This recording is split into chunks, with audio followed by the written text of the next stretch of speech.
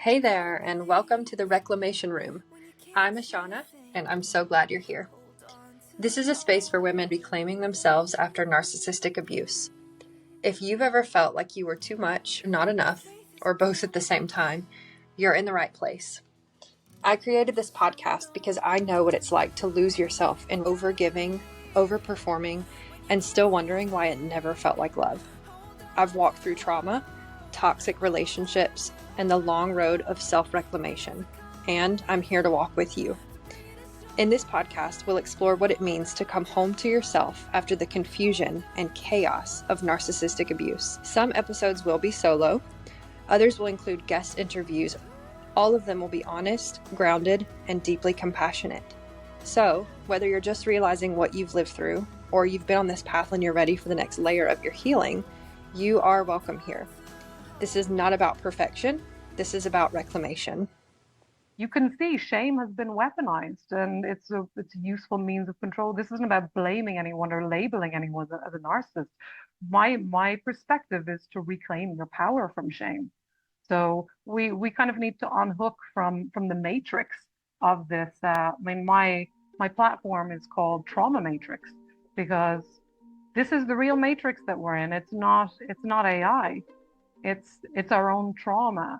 And the gasoline that keeps that trauma going down through the generations is shame. Without it has no fuel. And then you have like the other foot soldiers that keep the shame going, like scarcity and hustle culture and all of these things. But when you take away the shame, you really reclaim so much power, so much more agency. You find out who you are. When you're carrying lots of shame, you can't know who you are because your whole identity is being repressed.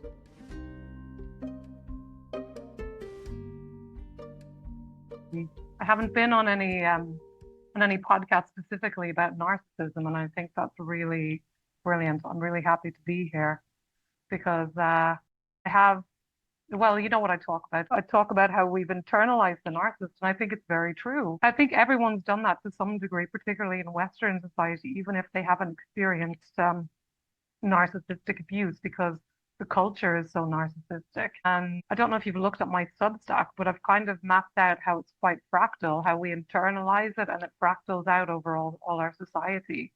Because you see the same kind of mapping, the scapegoat, the enabler, and the narcissist in governments. It's Yeah. absolutely everywhere. Okay, so no, I have not looked at your Substack yet, but I'm gonna follow you on Substack. I'm excited. Yeah, so that's what I talk about, how it's systemic, and that really helped me when I realized that I'd been scapegoat of my family because you feel so personally attacked. But then when you realize that it's systemic, it doesn't, it's not a cure-all, but Yeah. you feel a little bit it's less personal. It's not about you. The system is fucked. And my family, I had no idea how fucked up they were, but I could talk about that. I thought I was the fucking problem because my mom is not an obvious narcissist, and I thought my family was normal and that I was the problem. So let's talk about that a little bit because I Yeah. know everyone's experience is different. Of course, we have nuances, we have our individual family units. What kinds of things caused you to feel like you were the problem, if you feel comfortable sharing? Yeah, sure. I just had very low self-esteem. I had was very full of shame, which is a fundamental problem. So I had all these beliefs that I'm stupid, I'm ugly, there's something wrong with me, I'm a failure from a very young age. So I was from a child, I was kind of wanted to die and stuff. I thought that was normal.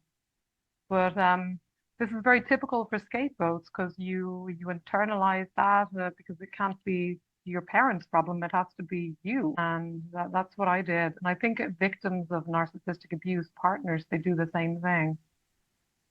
Yeah, for sure. Yeah. Honestly, I've had many conversations with people who seem to have been the scapegoat, and every single one of us say the same thing. I just spoke with someone last night, and she said she felt like there was a rotten apple inside of her when she was, I think she said like 3 or 4 years old. Yeah, yeah. So, And then you become like the basic landfill for the family's unprocessed trauma and all of the unprocessed shame. Because I mean, I could talk a lot about shame because shame is the root cause of narcissism, the yep. major driver. Yeah. So And we're told in our society that shame is good for you. We can talk about that. Shame is healthy. You need a certain amount of shame to be a good girl or a good boy. And that message is absolutely everywhere, particularly strong in the English language. Yeah. So let's dig into that a little bit then, if you want to Yeah, kind of sure. segue into shame. You said Yeah. especially in the English language. In what way? Well, the English language is very explicit about it because we have terms like shameless, you have no shame. And when you call someone shameless or say that you have no shame, that's a slur. That doesn't Hmm. mean that you actually have no shame. 99.99 times out of 100, when someone is shameless or you're calling them you have no shame, you're saying that because you're triggered by them. They're doing something that's making you feel uncomfortable. They're not actually free of shame. So shame is always a mechanism of control and manipulation every single time. And we're gaslit to believe that it's good for you. Even people like Brene Brown, who speaks a lot about shame, she says that if you don't experience shame, then you would be a psychopath. I think that's absolutely false. And even people like John Wow. Bradshaw, he talks about how there's a thing, this is the consensus in the psychological community, that there's such a thing as healthy shame. And I think that's complete BS.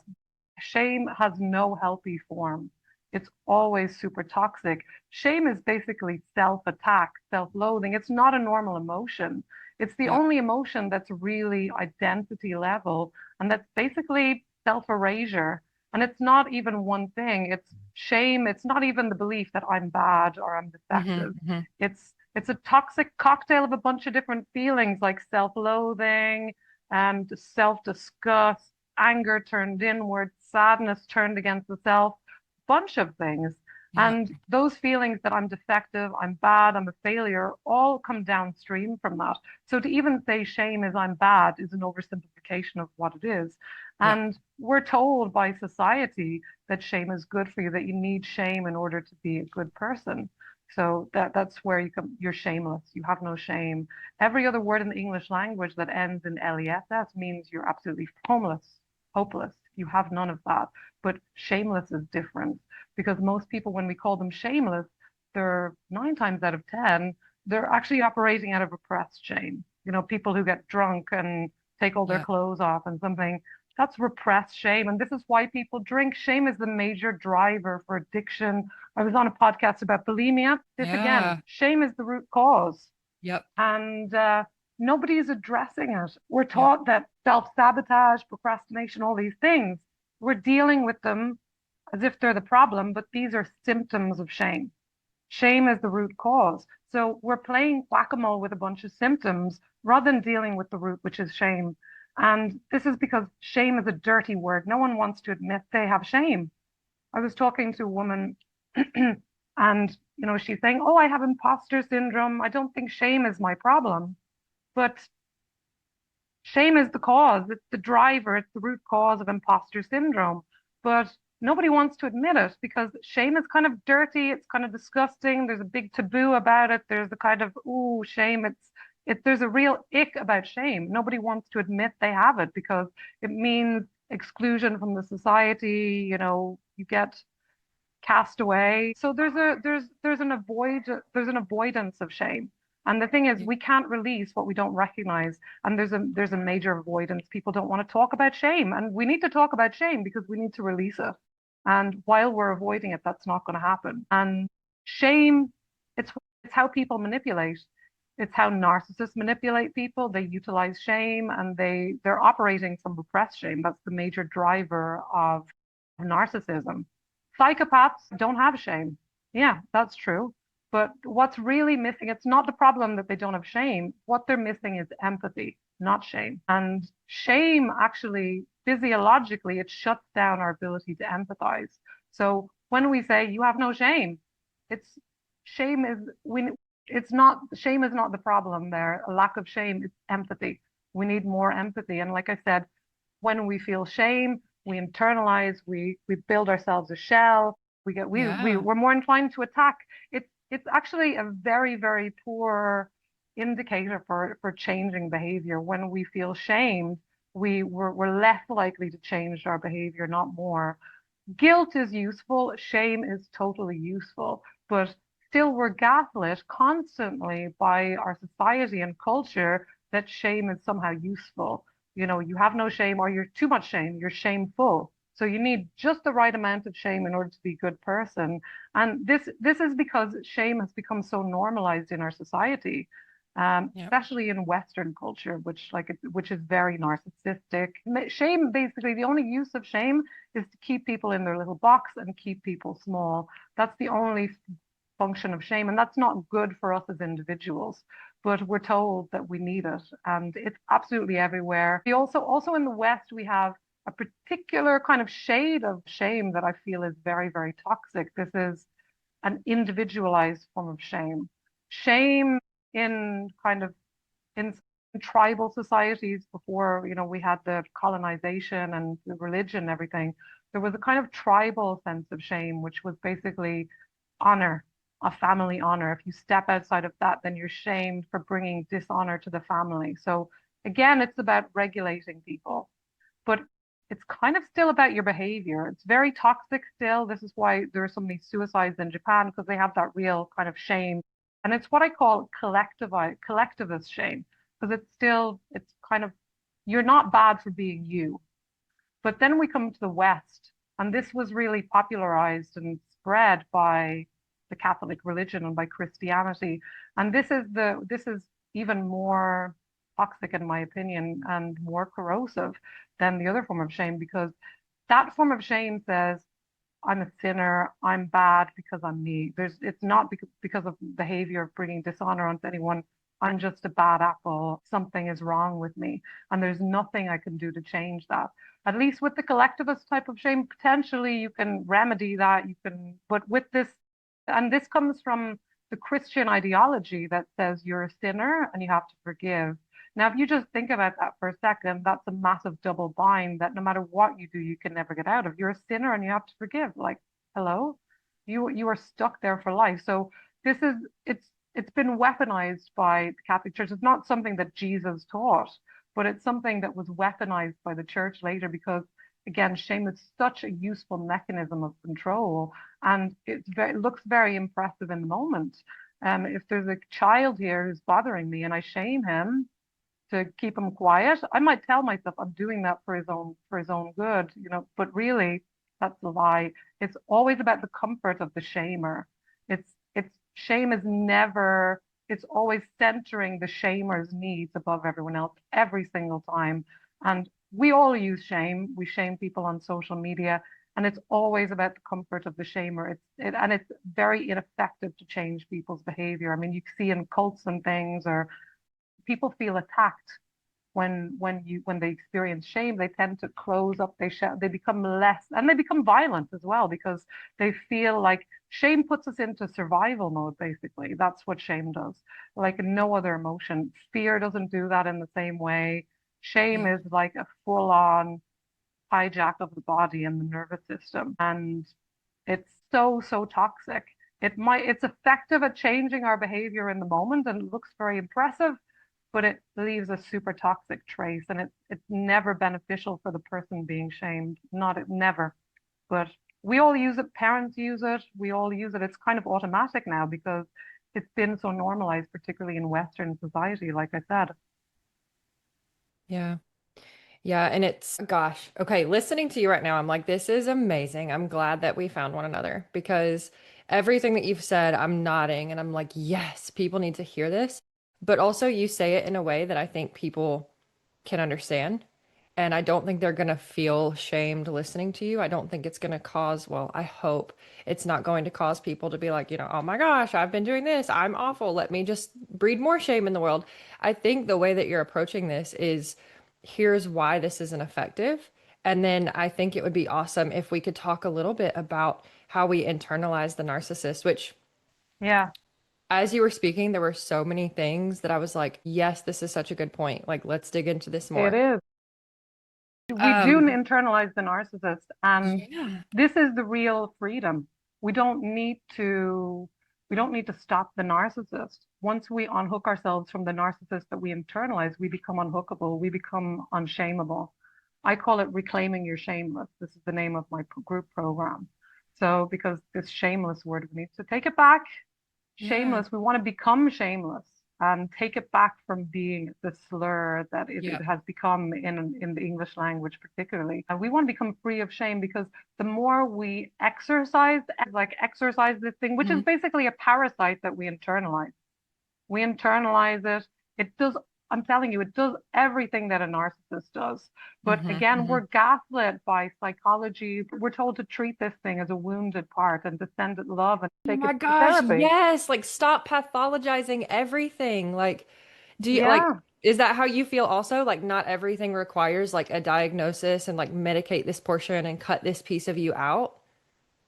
Well, I have a slightly different approach. This, what's called the inner critic, when we're taught to believe, self-sabotage and all of these things, perfectionism, all of these things, that it's trying to Hmm. protect you, that it's trying to Hmm. look after you. That's the conventional wisdom, right? Okay. But if you look at it does not care about you. It's a narcissist, right? So again, it doesn't care about you. It cares about itself. It's trying to protect itself. It doesn't care about you. Wants you to stay small. It's not protecting you. And once we're told that this thing is trying to protect us, that it's a wounded child, that we need to send it love, it doesn't work. Imagine doing that with a narcissist out there in the world, taking it to therapy, sending them love. It doesn't work. It does everything that a narcissist does. It manipulates, it shames you, it triangulates. Look at you and look at that person. They're doing so well. You're such a failure. It's grandiose. It ticks every box of the narcissist, except the call is coming from inside the house. So we've got to stop treating this, it's a parasite. It's like a light bulb that's extracting all its energy from you to manipulate you.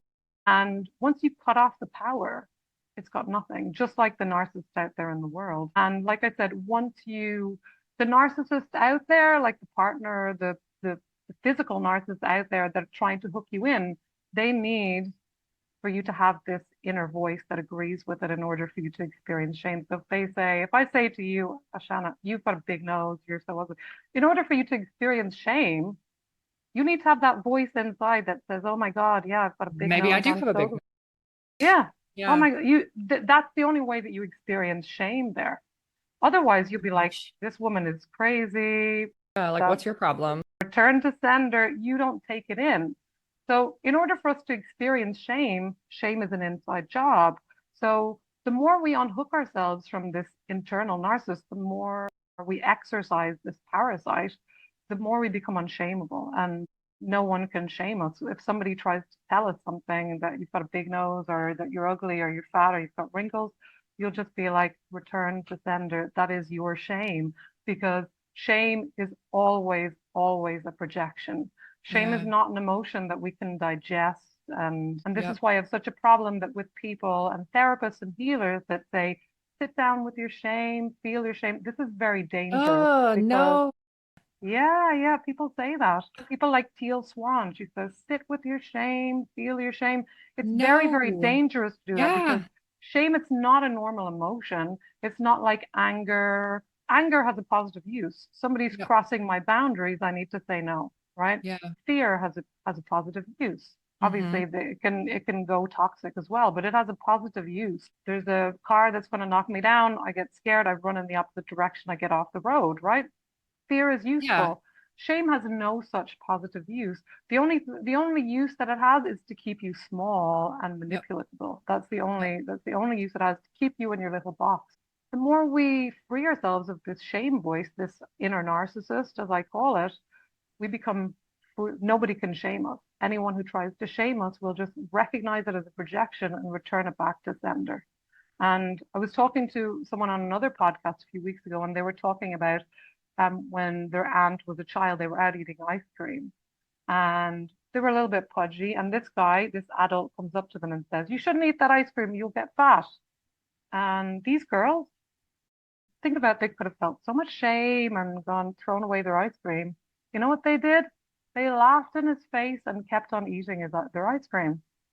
So this just shows you shame is an inside job. If somebody tries to shame you, you don't have to take it in. Once you don't have that little hook, the inner narcissist, the voice that agrees, Nobody can shame you without your consent or without this little hook in your head that says, yeah, you are fat, or it'll make you fat, or whatever the slur or the insult is. Hmm. It's again, it's always a manipulation. That guy was trying to make these kids. It was a projection. And Yep. shame is always a projection, because shame, we either internalize it against the self or we project it out at the other because we can't process it. It's not a normal emotion at all.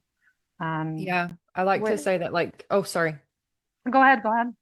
Well, I was just like, I like to explain it, especially like to my kiddos, because as parents, we want them to be able to recognize things like this and be like, nope, that's not going to work on me.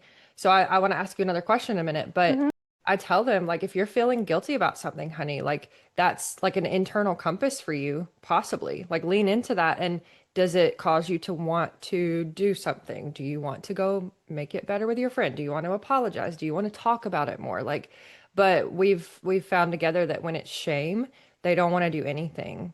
They just like they're Exactly. hopeless in the situation. And it's like, Yeah, then you probably shouldn't be listening to that voice because then you can't do 100%. anything about it. Exactly. And that's what shame does. It makes you small, it makes you disappear, it puts you into survival mode. So, like I said before, you're less inclined to change your behavior. And there have been Yeah. studies about that. But still, we're told that shame is some kind of moral compass. That's the That's way it, crazy. I never thought of it that way until listening to you. Like, of course, you see like parenting and like the cancel culture and people wanting you to buy things. That totally makes sense. But when you're saying like shame has been glorified here, yeah. holy shit. Well, even when you have Brene Brown saying that if you don't experience shame, that would make you a psychopath, I think that really says it all. Never heard her say that. Like, I don't listen to her, so like I'm She says that shocked to hear this. she says that in her TED. She's so viral. That's And she's scary. again, she's talking from inside the shame cage, which is where most people are.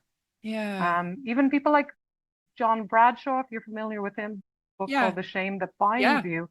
He got very close to it. He talked about toxic shame and how it's the root of addictions and so much bad. And I think all kind of pretty much all mental illness. I'm not going to say all because someone will Right. find one that doesn't, but pretty much all of the mental illnesses, you can find shame in there somewhere. And shame is an essential substrate for things like genocide. Hmm. Without shame, and you look at the groups that are currently and previously have committed genocide, they were often the scapegoats, so they're carrying all this internalized shame. And Yeah. then when they get to their place of power, what do? They project it onto another collective so they don't have to deal with that. And you see that happening in a lot of Western countries at the moment. All our collective shame from the years of genocide and all of the stuff that we've done as a culture, like white people are the Mhm. golden children in many cultures, they're the special ones when we're talking about family systems, which I can explain more in detail if you want. But you have the golden child, these are kind of the special one in the family. Then you have the scapegoat and the enabler, and you have a few other roles. But this actually fractals out. You see this exact same pattern in corporations, you see it in governments, you see it in the whole system. And the operating system for this dysfunction is shame. Without shame, trauma doesn't get passed down. What is family trauma? It's mostly shame, to be honest. So when you cut off the shame, when you take back your power from shame, you cut off the power of this thing, and you can't be manipulated anymore. And this is how you truly take back your power and your agency. Most people that talking about shame and talking about the so-called inner critic are teaching people how to feel better with shame. So they're like decorating the Mhm. cage of shame. Oh, let's put a few Mhm. nice crystals here and make it look nice inside the cage, rather than opening the door and stepping outside. Because, like I said, shame has been so normalized. John Bradshaw said that you need shame in order to be humble, to know you're not God. Brene Brown says that you need shame, not if you don't have shame, then you're a psychopath. So again, shame is a moral compass, shame as something that teaches you humility, but that's not shame that teaches you that, that's humility. Those are different things. Guilt is a useful way to regulate your behavior. What we need is empathy. That's the Yeah. real key. And shame, physiologically, like I said before, it shuts down our ability to empathize. There have Yes. been studies done. When you experience shame, you have less empathy for others and less empathy for yourself, because it's all Yeah. about survival mode. You go into a little shell and Yeah. you It's like go tunnel hard against vision. yourself. Yeah, exactly. This is So fascinating. I haven't heard people explain it in this way. Like, I agree with you. And when you're saying, like, there are people who say you need shame for X, Y, and Z, I'm like, they're saying what to people? Like, that's the conventional wisdom. I was talking to someone through my Substack, and he was told by his therapist that it's good that he experienced shame because he's done bad things to himself and others. So just to put it out there that this is the party line. This is the conventional wisdom in psychology, that shame is a moral compass. That, and if you look at our language again, shame yeah. is good for you. You need a certain amount of shame to be well behaved, be a good person. I don't know if you've ever experienced these moments, but like everything that you're saying, I'm like, yeah, like I believe this too. And yet I've been living in this world that now you're putting into words. It's almost like when you realize you've been in a narcissistic household and you come out of it and someone puts words to what you've been experiencing the whole time. You just did that for me with the world and shame Yeah. because Well, it hmm makes sense. well, it is a narcissistic world. Yeah. Everything is narcissistic. This is how the world operates. So even if you weren't brought up in a narcissistic household, the whole world, especially the Western world, capitalism, it's driven by narcissism, and shame is the currency for that. Without shame, people cannot be manipulated. And this is Yeah. why it's been weaponized to such a degree, and we've been gaslit into believing that shame is good for you. Okay, so this might be a hard-hitting question. I actually have two questions. We'll start with this one though.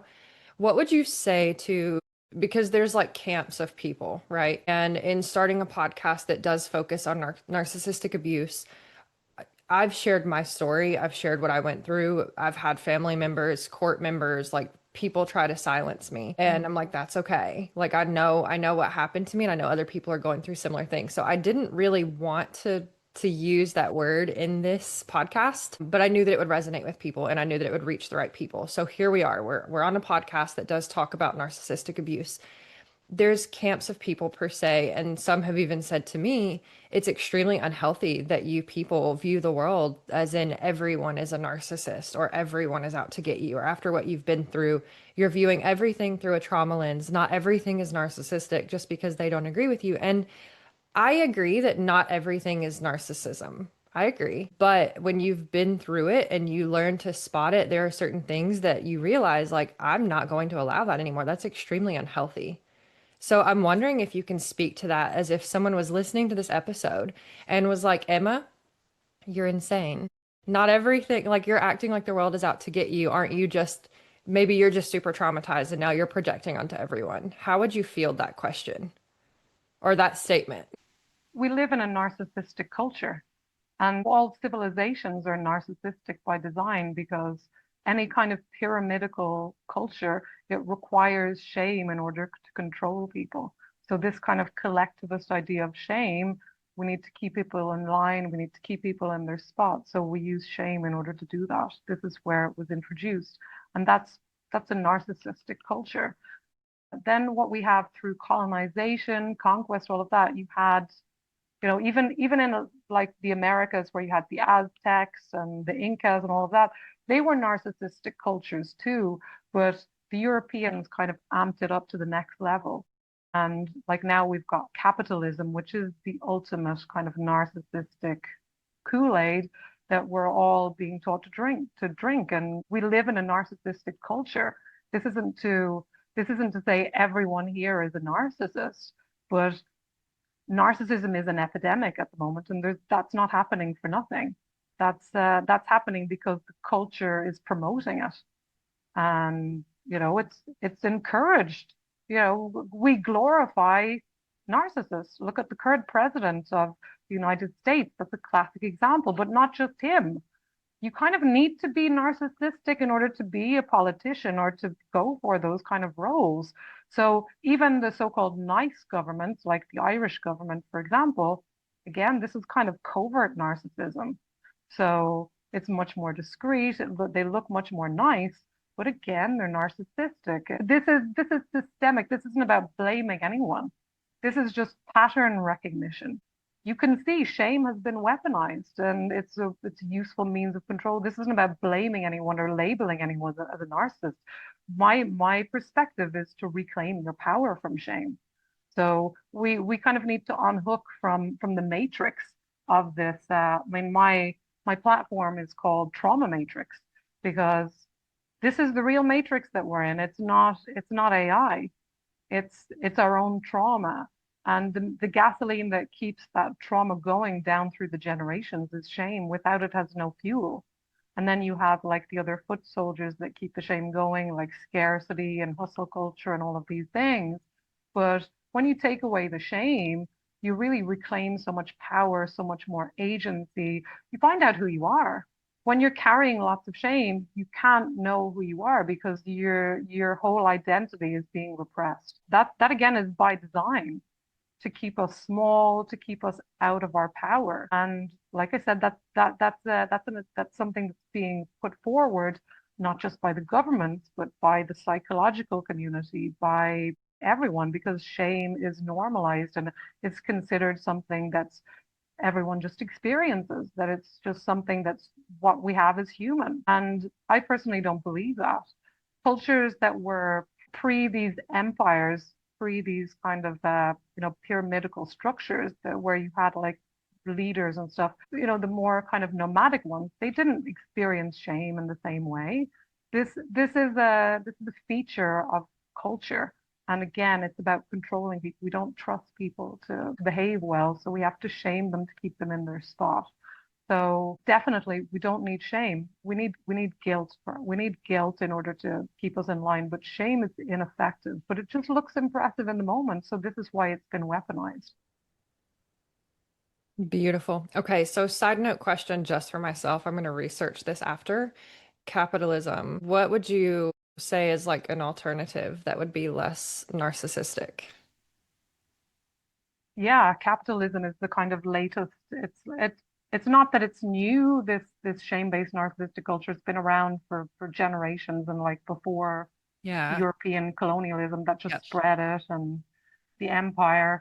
If you look at nomadic tribal kind of communities, they didn't have shame in the same way, even collectivist shame. And when therapists or psychologists talk about babies experiencing shame, I believe that's a projection. I don't believe we're born experiencing shame. I believe that's completely taught. And Yeah, I mean, you have to when be babies shamed. hide, yeah, when babies, hide their face, like researchers have said that that's shame because they believe that shame is innate. Yeah, there again, shame has been so normalized that we see it Yeah. everywhere. Back to Brene Brown, shame is so pervasive that we just think that it's part of what it is to be human. But this is Yeah. it's a very Eurocentric idea and concept, that especially this individualized shame that is so corrosive that I'm bad, that I need to hide just because of who I am. Yeah. This is a European invention. So it's not Interesting. it did not exist before, the Christian idea spread this. You're bad. There's Yeah. something wrong with you. And again, it's a very effective way to keep people in line, to keep people small. But it's very bad for us as a civilization because it leads to what's happening. It Mhm. culminates in what we have with late stage capitalism now, which is it's only a matter of time before it crumbles in on its own kind of insanity.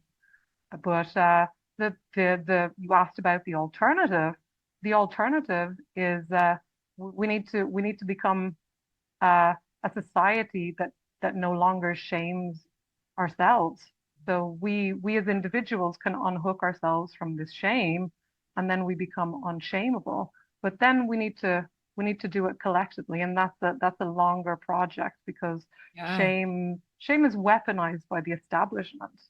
And but the cool thing is that when we free ourselves of our own shame voice, we can no longer be manipulated by the empire, if you like, by the Mhm. shame, by the trauma matrix, by the empire that utilizes shame to keep everyone in their box. So this is how it starts. It starts by people freeing themselves of their own internalized shame, their own internalized narcissist.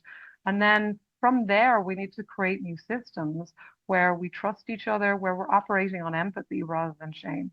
And that's kind of the other end of the stick because shame, like I said, I've just made a visual, where, we're taught that you need shame in order to be a good Mhm. person. But like I said, shame, it actually inhibits our ability to feel empathy. And Yeah. this is what we need. This is the problem with psychopaths. It's not that they have no shame, it's that they have no empathy. That's why they're unshameable. But Hmm. it's not that they're free, they're lacking empathy. And this is what we need more of. We don't need more shame. We need no shame, and we need more empathy. So this is the culture we're operating on empathy and connection, where we have empathy for ourselves and other people, rather than where we're operating from this place where we're shaming each other, where we're shaming ourselves and shaming each other in order to feel a little bit less shame within ourselves. This is why women shame each other so much, because we Mm. collectively have been scapegoated by the patriarchy, Yeah. the collective. So women have an extra dose of shame, even if we weren't scapegoated within your family. Collectively, women have been shamed for bodies, for sexuality, and again, that's a projection from men. And what do we do when we see a woman? We experience the shame. Oh, she's got a big ass, or she's got a big nose, or look at her wrinkles.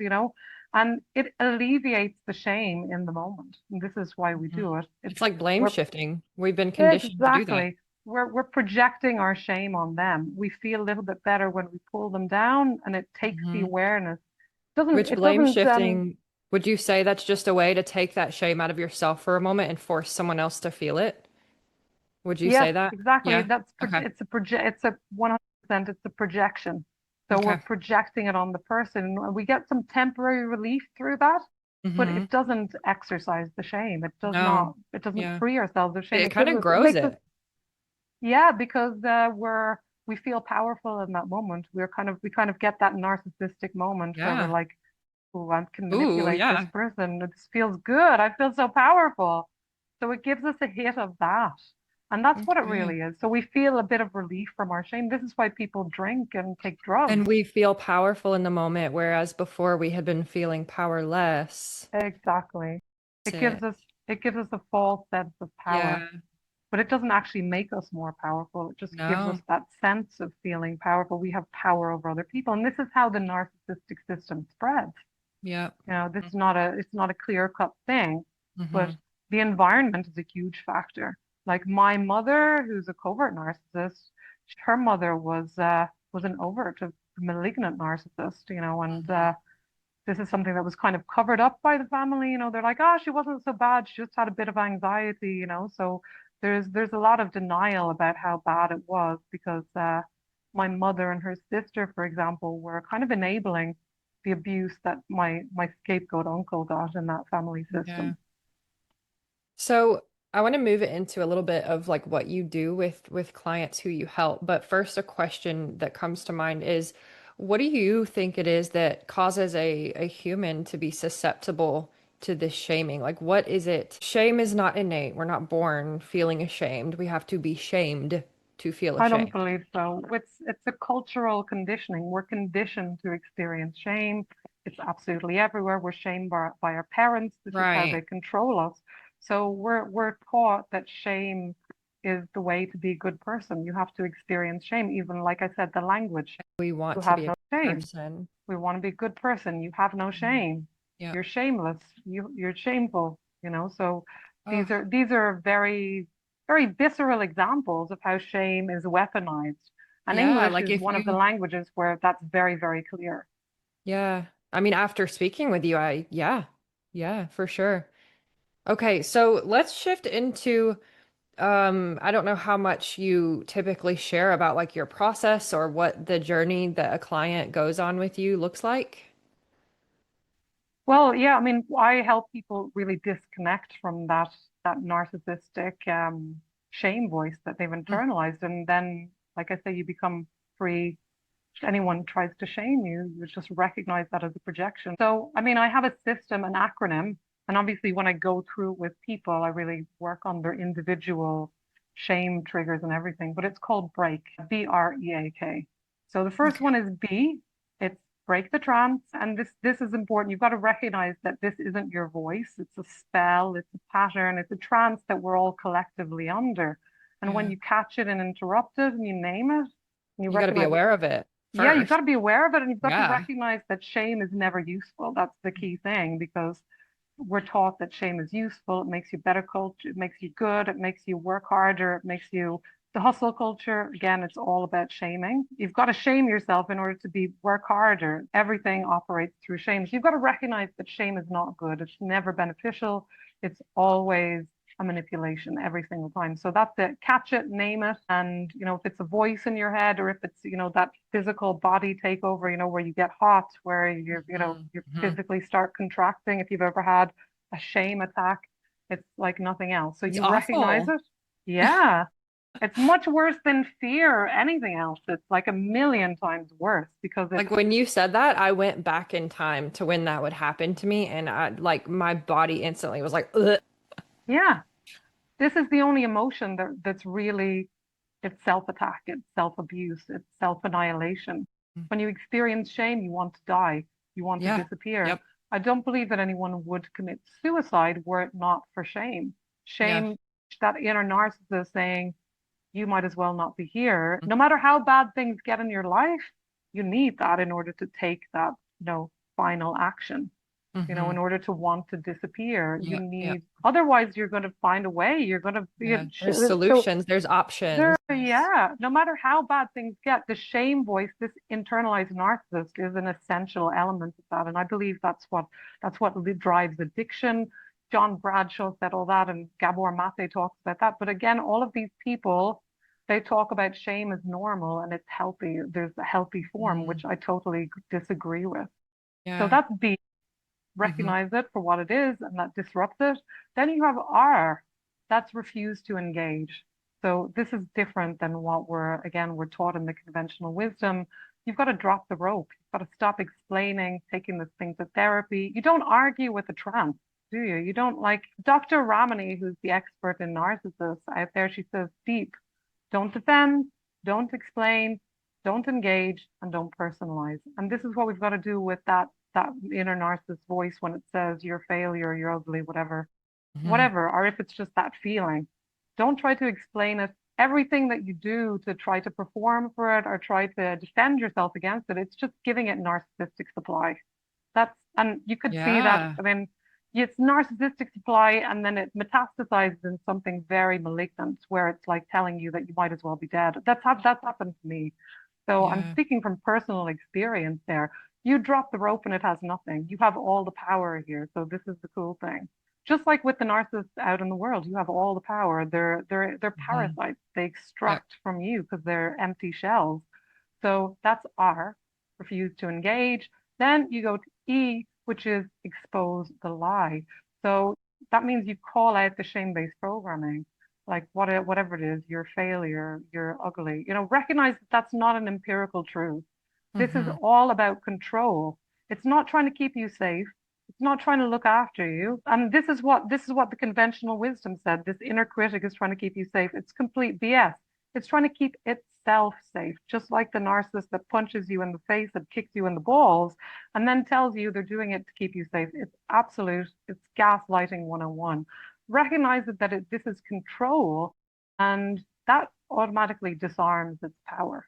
And then you've got to anchor your truth in the body. Come back to your body because shame and this inner narcissist, it hijacks your body like nothing else. So you've got to come back to your body, feel your breath, plant your feet, say your name, the year, and really remind your nervous system that you're safe, that you're sovereign, and that you're here. And then finally, K is kick it out. That means shake it out, stomp it out, physically, shake your arms, do whatever you need to do, physically get out of your body because it does hijack your body like nothing else. Recognize that it's not yours. This is inherited, this is passed down, and you do not have to take it in. That is a choice. It's always an unconscious choice. But Hmm. when you start recognizing that, you can say no to it. Not today, bitch. This is not mine. Yeah. I love that. Okay. So I'm assuming when you are working with clients, you come up against their own internal, oh my gosh, but I'm so trauma bonded. Oh my gosh, but this is so hard. Like I really believe this about myself. I've had all these proofs that show me. How do you how do you navigate those kinds of situations or objections or pushback? Well, yeah, I mean, the really key thing is to get people to recognize that shame is a mechanism of control. Like if that's one thing that people get from this conversation, that's very powerful to know that. But we are trauma bonded to shame. So as a society, we've been taught that it's good for you. We live in a culture that's addicted to shame. So it's an addiction. It's like a drug. We're like, oh, I need my little dose of shame in order to feel Yeah. not good enough, in order to feel like I'm a good person. And it's basically dosing ourselves, injecting poison into yourself. And we're told that it's good for you. So this is the huge, so really recognizing that for what it is. And then what I do when I work with people in groups, I go back to where they were taught the shame, or where they took it on, and help them to release it energetically from their body and somatically. Because we know lots of people who've been talking about shame for years and years, or maybe they've been talking around shame for years and haven't mentioned the shame, because like I said, shame is a dirty four-letter word in our Hmm. society. Nobody wants to touch it. Um, but but if I want to let go of something, I have to pick it up and recognize this is the root of all my, I mean, I hate, I don't, I, it's so many of our problems. I don't want to say all of our problems, but the vast majority of our problems can be attributed to shame. Even on some level, I don't believe there are many problems that we have, especially like mental health issues, Hmm. that can't that have no that aren't born some in some means by shame and suicide, and you know all kinds of addiction, sex addiction. These are all just ways that we numb the shame. Yeah. Because when we drink or we shoot up, we get with like we put the pause on the shame for that time. So Yep. we feel a little bit better. But then obviously it comes back, and then we spiral, or we shame ourselves from having taken the drug or whatever. So it spirals out of control. So I work with people to really break up that trauma bond that they've built with shame, and really taking them back. I work a lot with do a lot of inner child work with their Hmm. with their child part, that were taught that shame is good for them. This is the way to be a good girl. And really showing those parts they don't need shame anymore to be a good person, and showing them another way of doing that. I love the work you are doing. I know that this is going to be so valuable for so many people to hear, and that brings me such joy. And I'm humbled that you came on to share this because everything that you're saying, I can already tell like this is revolutionary. This It is is revolutionary because shame is glorified in our society. apparently. Uh, it is. Look, a shame-drenched, Hmm. narcissistic culture that provides the perfect substrate for Yeah. narcissism to develop. Yeah. And it's a protection. What's the driver of narcissism? Shame. Yeah. Yeah, and in working with my clients, we go through a lot because I started out working in eating disorders. So when you said bulimia, I was like, yup. And it kind Yep. of shifted from there into like there's something beneath the eating disorder, right? Like we're having these group calls, we're having these chats. There's something more under here. Let's kind of dig into that. And I ended up working with women who just feel like everything is too much and everything is just so emotionally overwhelming, right? And so Yeah. we touch on a lot of this shame piece, and I do share like guilt can absolutely serve a purpose, but shame does nothing to help you. It causes you to feel like you're hopeless, you're helpless, you're small, you're insignificant, like no. And so everything you're saying, I'm like, yes, this is incredible. But I've never heard someone dig into shame itself in this way and be this passionate about it. Nobody else is talking about this that I know of. Yeah. Yeah. This And needs to be also heard. the systemic nature of shame. There are people who talk about it within the family system, but they don't talk about how we've internalized this narcissistic Hmm. voice. They still talk about the inner critic and being some kind of protector. And that's very dangerous, because when you feel like something is a wounded part, you take it to therapy and you send it love. Imagine if you have a parasite in your digestive system, which Yeah. is what the narcissist is. It's a parasite. You don't just send it love and wish it well. Take your medicine and get that thing out. And that's Hmm. what we can do with this inner narcissist. We don't owe it anything. We don't, and we're taught to be polite to the thing. You don't need to be polite to that thing. You don't owe it Yeah. anything. It's trying to Yeah. kill you, literally. Yeah. So is there anything that you would like to share with this particular audience that we haven't covered? Maybe I didn't ask a question about it, but you want to share. Well, I think we've covered most things. Yeah. But I mean, the real key you got to recognize is that shame is no good, and our society says shame is good for you. It's a lie. We're told that this inner critic is your carer. It's not. It's a narcissist, and I believe that everyone we've internalized that on some level. Even Hmm. people, they're even narcissists. They've internalized that shame voice and repressed it. So it's just a matter of degrees to which people are aware of it and degrees to Hmm. which they're aware that it's affecting their life. But people who have, eating disorders are, have self-loathing, that is shame. Shame is the root cause of so many things. So stop trying to, or even imposter syndrome, perfectionism, all of that, that's shame. All of that. That's shame. Go to the source. Stop dealing with the symptoms and deal with the root cause. That's the only way to get free. Yeah. And I think it's good to clarify here too. You know, you shared that you do speak to the inner child experience. You do meet them where they were then and where this took root. And so it's good that we clarified here, like the inner critic, that's not your inner child. That's Exactly. your child and you've carried Yeah, it with you. Yeah. exactly. And it's not your higher self or your Yeah. intuition or people are like, I've heard people asking spiritual teachers, how do I know if this is my inner critic or if it's my higher guidance or whatever? And the spiritual leader has come up with this long, convoluted response. But actually, it's very simple. Is this voice shaming? If it's Yeah. shaming you, it's not your Does intuition. it It's make you not your feel like higher shit? guidance. Get it? Does it tell you you're useless and that you can't do anything? Your guidance, your God, whatever you want to call it, it doesn't matter. Your higher wisdom, your higher self will never shame you. So recognize that your higher self will not shame you, and your inner narcissist will. It's a different part, like you said. It's not the wounded child. But Yeah. these two things have been conflated in our society, and you have therapists telling people to send love to this thing and take it to therapy, and it's just very dangerous. Imagine them telling people it's like take your narcissist to therapy. Yeah. It's a recipe for disaster. And this is the thing that really shocked me when I started to uncover this and the Yeah. difference in approaches that I people are haven't told heard to that do. people are telling them things like that. Like, I'm so glad you did that research to be able to share that here so that when people listen and hear that, that now in the future they'll keep that with them. And if someone does tell them something like that, maybe they'll remember this and say like, no.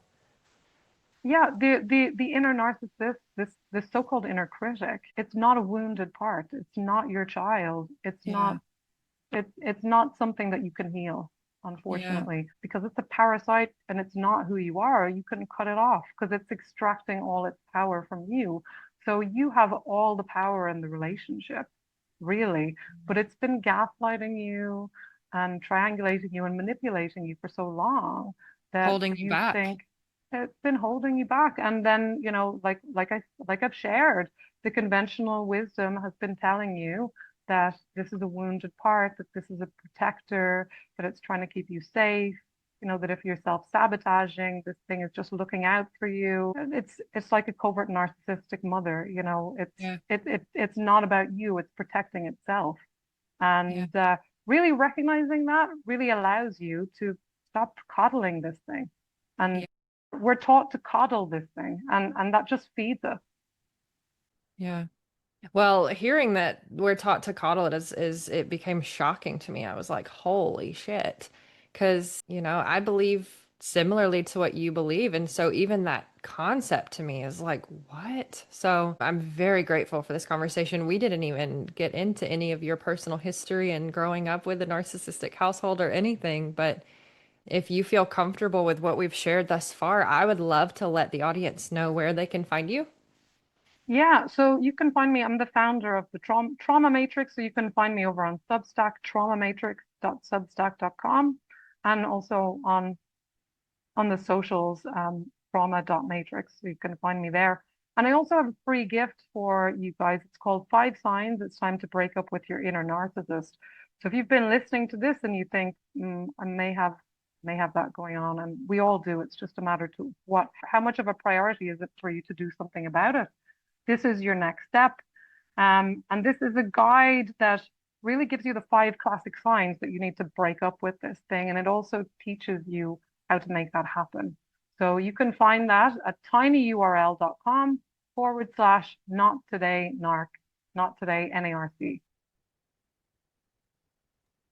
I love that. I love that people are going to have something to immediately take away from this. They're going to learn from this. And I love that people are going to be able to find you and come chat with you and follow along for the ride, because I know that you have a lot more to share with people and help that you can offer if needed. Yeah. So if you recognize yourself in this, if you feel like shame has been the driver, and I believe it's been the driver for so many of us have been scapegoated. And like I say, it's the root cause of so many problems that we experience. We've been taught to think imposter syndrome, perfectionism, self-sabotage, procrastination is the problem, but all these things are symptoms of shame. So when we deal with the root, that really is the way to very quickly take back your power, and in a very revolutionary way that most people don't do. Most people are just, moving around the furniture when it comes to shame, because we're taught that it's something that's good for you or healthy, when really it represses and suppresses all your power. Yeah, and we keep looking for help from the very people who are continuing. Exactly. They shame you more because it Yeah. keeps you in the spiral. So when they teach you how to cope with shame, you need to come back for more and more, because rather than kicking the thing out, you keep needing help, because shame is inherently poisonous. Yeah. Okay. Well, Emma, I think that this has been a wonderful show. I think we're cutting it shorter than I normally do. No, not too bad. So I just want to say to the listeners, like, thank you for being here. Thank you for witnessing this conversation. I know I learned a lot. I hope you guys did too. And I did not do an official intro in the beginning. I like to just jump right into it, but I just want to share Emma's name here again, Emma Lyons. And she has shared her website. Her information will be in the show notes, where you can go and click to follow her and to see what she offers. So thank you very much for being here, Emma. And I hope you had as much fun as I did. This has been great. Well, thank you so much. This has been such a great conversation. Lovely to meet you. Ashana, have a good day. Bye. Bye. Thanks for spending time in the Reclamation Room. Be sure to follow or subscribe so you never miss an episode. And if this supported you, consider sharing it or leaving a review. You're not alone, and your reclamation is sacred.